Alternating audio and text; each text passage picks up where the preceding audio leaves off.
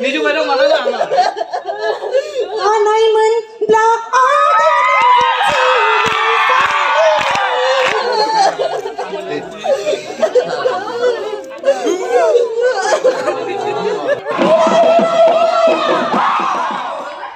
Good morning. আমি এনেদৰে সদায় ৰাতিপুৱা ফাৰ্ষ্ট টাইম 4 বজাত উঠো আৰু উঠি মেলি প্ৰথম কামটো হৈছে আমাৰ গা পা ধোৱা তাৰ পিছতে আমাৰ ক্লাছ 5:30টাৰ পৰা এতিয়া আমি চাহ খাম এই সকলো চাহ খাই আছে এই মোৰ বন্ধুসকল আছে ইফালে চাহ খাই আছে মই চাহ লৈ লওঁ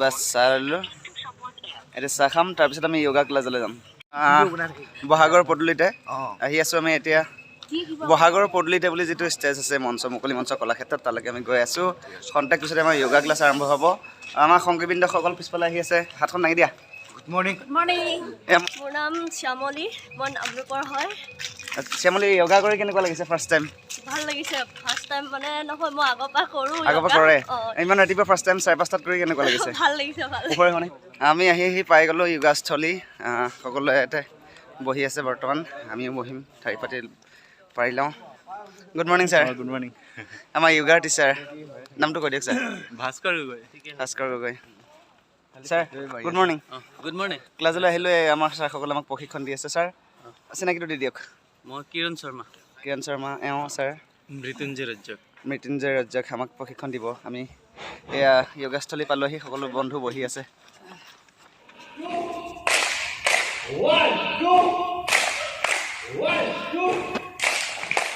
এনেদৰে চলি থাকে ৰাতিপুৱা 5 বজাৰ পৰা 6:30 বজালৈ যোগাৰ ক্লাছ তাৰপিছত খন্তেক বিৰতি ব্ৰেকফাষ্ট পুনৰ আৰম্ভ হয় মটক জনগোষ্ঠীৰ গছতলৰ বিহু নৃত্য প্ৰশিক্ষণ কৰ্মশালা আৰু প্ৰশিক্ষণ লয় তিৱা জনগোষ্ঠীৰ প্ৰশিক্ষাৰ্থীসকলে বলক আমি উপভোগ কৰোঁ মটক জনগোষ্ঠীৰ এয়া গছতলৰ বিহু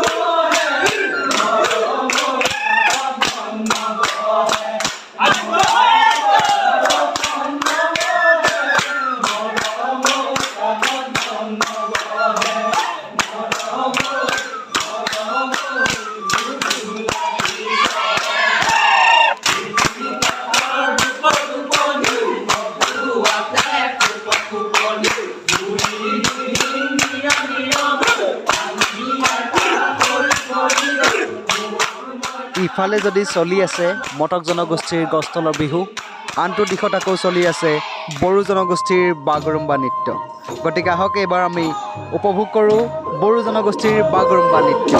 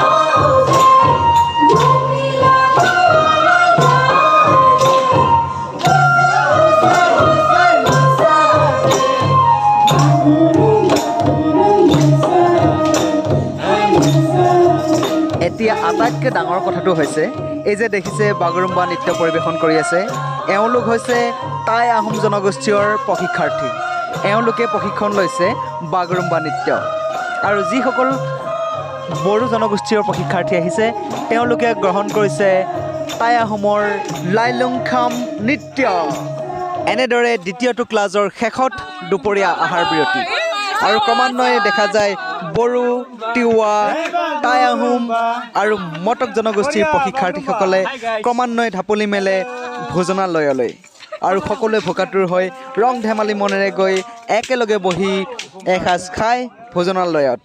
তাত দেখা যায় গুৰুসকল শিষ্যসকল সকলোবিলাক একেলগে মিলিজুলি গুৰু শিষ্য মিলন হৈ ভোজন কৰে অৰ্থাৎ খায়। গতিকে আহক আমি এই খোৱাৰ দৃশ্য দেখাইছোঁ আপোনালোকক, চাই থাকক। এদিন যদি মাছ, এদিন মাংস, এদিন যদি কণী আৰু এদিন পনীৰ। গতিকে চাওক কিমান ধুনীয়া এটা পৰিৱেশ। বড়ো, তিৱা, টাই আহোম আৰু মটক জনগোষ্ঠীৰ যি 4টা জনগোষ্ঠীৰ মিলন, এই মিলনত 120ৰো অধিক প্ৰশিক্ষাৰ্থী আৰু 30জনতকৈ অধিক প্ৰশিক্ষকে একেলগে বহি এসাঁজ খায়। আৰু খোৱাৰ শেষত কিছু বিৰতি, কিছু ডিছকাছ, কিছু আলোচনা আৰু নানা ৰং ধেমালি ৰহস্যৰ মাজেৰে কিছু চেলফিৰ মুহূৰ্ত। এনেদৰে বিভিন্নজন কণ্ঠশিল্পী, অভিনয়শিল্পী, নৃত্যশিল্পী আৰু গুৰুসকলৰ লগত একপি একপি ফটো উঠোৱাৰ পিছত পুনৰ আমাৰ তৃতীয়টো ক্লাছ আৰম্ভ হয় সত্ৰীয়া নৃত্য।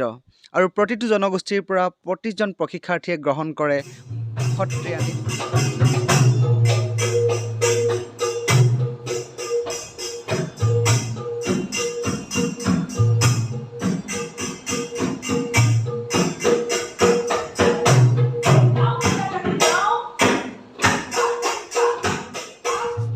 এনেদৰে সামৰণি পৰে সত্ৰীয়া নৃত্যৰ ক্লাছ।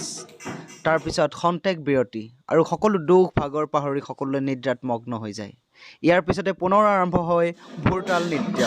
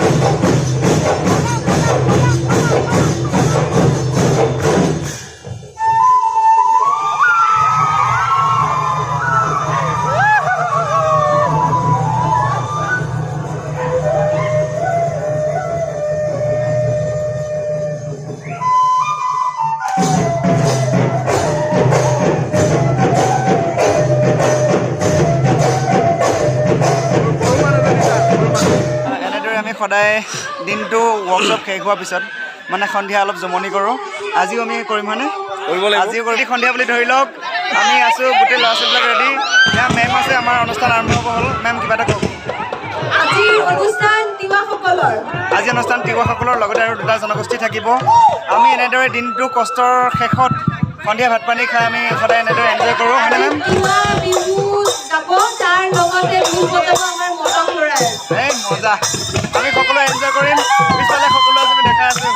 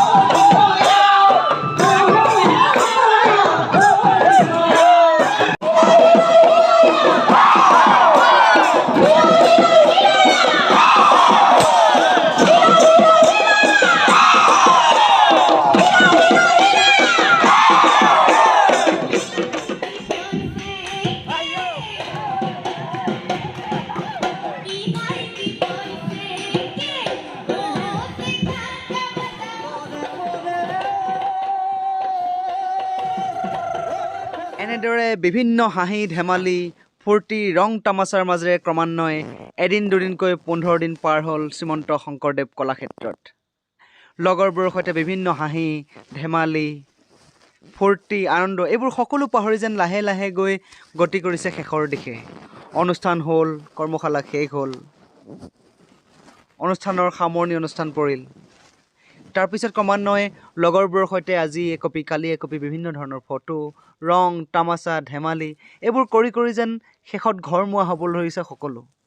বিভিন্ন তাৰকা শিল্পীসকলৰ পৰা পোৱা জ্ঞান, বিভিন্ন জ্যেষ্ঠসকলৰ পৰা পোৱা অভিজ্ঞতা, এই সকলোবোৰ সামৰি যেন এদিন সকলো ঘৰা-ঘৰি যাবলৈ ৰেডি হৈছে। আৰু ঘৰা-ঘৰি যোৱাৰ আগৰ শেষ মুহূৰ্তত যি দৃশ্য, সেই দৃশ্য যেন কোনেও সহ্য কৰিব পৰা নাই।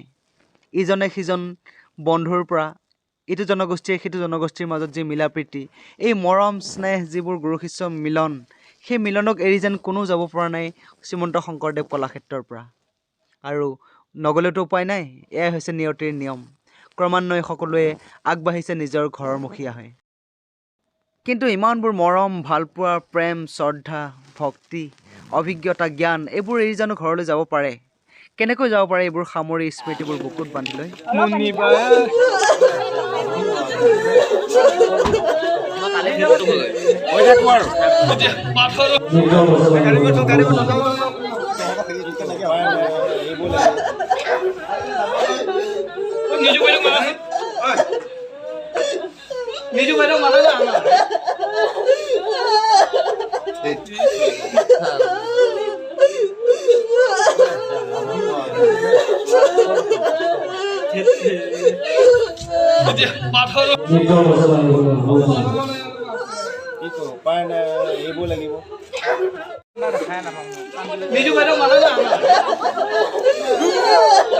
তুমি বুকুখন ফালি দিয়া